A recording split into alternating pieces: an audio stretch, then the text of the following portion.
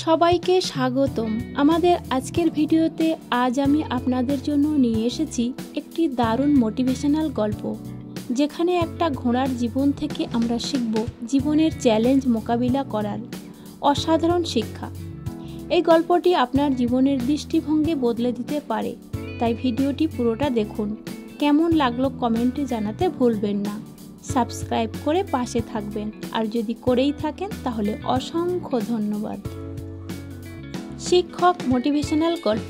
শিক্ষকদের জন্য মোটিভেশনাল এক ঘোড়ার গল্প। এক রাজা একটা নতুন ঘোড়া কিনলেন। কিছুদিন পর তার ইচ্ছা হলো নতুন ঘোড়ার পিঠে চেপে ঘুরে বেড়ানোর, কিন্তু ঘোড়াটি কোনো মতে রাজাকে তার পিঠের উপর বসতে দিচ্ছে না। রাজা যতবার ঘোড়ার পিঠে বসার চেষ্টা করছে, ঘোড়া ততবার উল্টে ফেলে দিচ্ছে। এইভাবে কিছুদিন চলার পর রাজামশাই খুব বিরক্ত হয়ে পড়লেন। ঘোড়া সাওয়ারকে ডাকলেন এবং তাকে বললেন, তোমাকে দায়িত্ব দিলাম এই ঘোড়া যেন 1 মাসের মধ্যে সাওয়ারি করানো শেখানো হয়। এবং তিনি রাজামশাইয়ের কথা মতো ঘোড়াটিকে নিয়ে গেলেন। তার একদিন পরে ঘোড়াটাকে আবার ফিরিয়ে আনলেন। রাজামশাইকে তিনি জানালেন, ঘোড়ার পিঠে চাপা তো দূরের কথা, কোনো মতে ঘোড়াকে দৌড় করানোই যাচ্ছে না। সাওয়ারি এই কথা রাজামশাইকে জানান। এটা শোনার পর রাজামশাই খুব চিন্তায় পড়ে গেলেন। তারপর তিনি ঘোষণা করলেন যে এমন কোনো ব্যক্তি কি আছো যে আমার ঘোড়াকে দৌড় করাতে পারবে?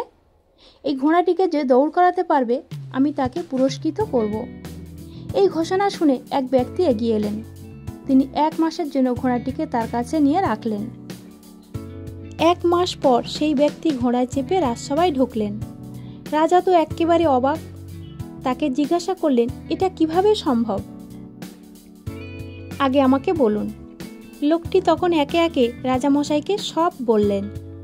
আমি কখনোই ঘোড়াটিকে প্রথমে দৌড় শেখাতে যাইনি। আমি প্রথমে মাঠের মাঝখানে ঘোড়াটিকে ছোলা খেতে দিতাম। তারপর আমি নিজে নিজে একা একা মাঠের চারদিকে দৌড় করতে থাকতাম। আমার যখন দম হয়ে যেত, হাঁপিয়ে যেতাম, তখন আমি মাঠের মাঝখানে বসে পড়তাম এবং ঘোড়ার সাথে ছোলা খেতাম। টানা 7 দিন এইভাবে চলার পর 8ম দিনে আমি দেখলাম ঘোড়াটাও আমার সাথে দৌড় করা শুরু করলো। বেশ কয়েকদিন আমিও দৌড়াই, ঘোড়াও দৌড়াই আমার সাথে সাথে।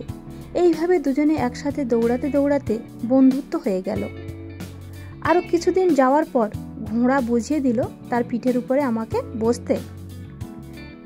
সেই অনুমতি নিয়ে আমি রোজ তার পিঠে বসে ভ্রমণ করি। এই কথা শুনে রাজা ভারী খুশি হয়ে গেল এবং লোকটিকে পুরস্কৃত করল। এই গল্প থেকে আমরা কি শিখলাম? কখনো কখনো আপনার কথায় আবার কাজ নাও হতে পারে। সেক্ষেত্রে আপনাকে নিজের কাজে লেগে পড়তে হবে। আপনার দেখাদেখি আপনার ছাত্ররাও কাজ শিখবে এবং করতে বাধ্য হবে।